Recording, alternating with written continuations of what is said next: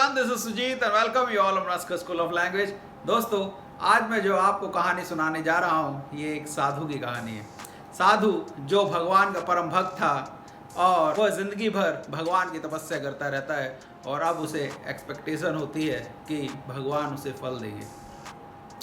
एक दिन साधु महाराज नाव में दूसरी जगह जाते हैं अपने साथियों के साथ और अचानक नाव में छेद हो जाता है और पानी भरने लगता है। यह देखकर साधु महाराज के जो और साथी थे वो साधु महाराज से कहते हैं, साधु महाराज हम लोग डूब जाएंगे, चलो हम लोग दूसरी शिप को बुलाते हैं और जैसे ही वो दूसरी शिप आएगी हम लोग उसमें चले जाएंगे। साधु महाराज ये सुनकर कहते हैं, मैं तो नहीं जाने वाला, क्योंकि मैंने तो इतने साल भगवान की तपस्या की है, भगवान जरूर प्रकट होंगे और मुझे यहाँ से बचाएंगे। साधु महाराज के जो शिष्य थे उन्होंने जो है इशारा किया और वहाँ से दूसरी बोट आ गई। साधु महाराज को उनके शिष्यों ने बोला कि साधु महाराज आओ चलें, क्योंकि ये नाव थोड़ी ही देर में डूब जाएगी।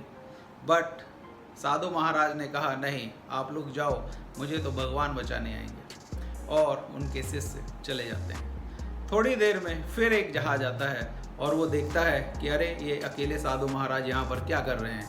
तो वो साधु महाराज से कहते हैं, अरे साधु महाराज आपकी नाव में तो पानी भर रहा है और थोड़ी ही देर में ये नाव डूब जाएगी, तो एक काम करो आप हमारे शिप में आ जाओ। साधु महाराज ने कहा, नहीं, मैंने भगवान की इतनी घनघोर तपस्या की है, इतने साल मैंने भगवान को अर्पण किए हैं और मुझे ऐसा लगता है भगवान मेरी मनोकामना जरूर पूरी करेंगे, वो खुद मुझे लेने आएंगे और इस परिस्थिति से बचा लेंगे।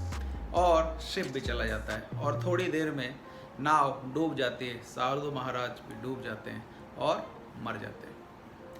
अब साधु महाराज स्वर्ग में देखते ही भगवान को गाली देना स्टार्ट कर देते और कहते हैं कि भगवान मुझे सिर्फ एक ही चीज़ पूछनी है, मैंने पूरी ज़िंदगी आपकी तपस्या की, मैंने अपनी पूरी ज़िंदगी आपको अर्पण कर दी और बदले में आपने क्या दिया, मुझे ये मृत्यु दी।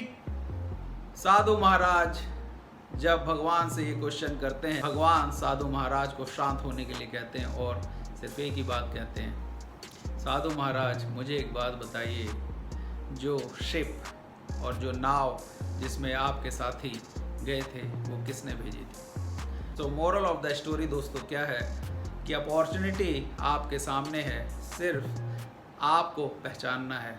Choice is yours. सो साधु महाराज की तरह आप भी भगवान का इंतज़ार ना करें और अपने काम पर ध्यान दें और देखेंगे एक दिन सफलता आपके कदम चूमेगी। अगर स्टोरी अच्छी लगी हो तो like and subscribe. Thank you so much for watching. Have a great day. Bye bye. Thank you.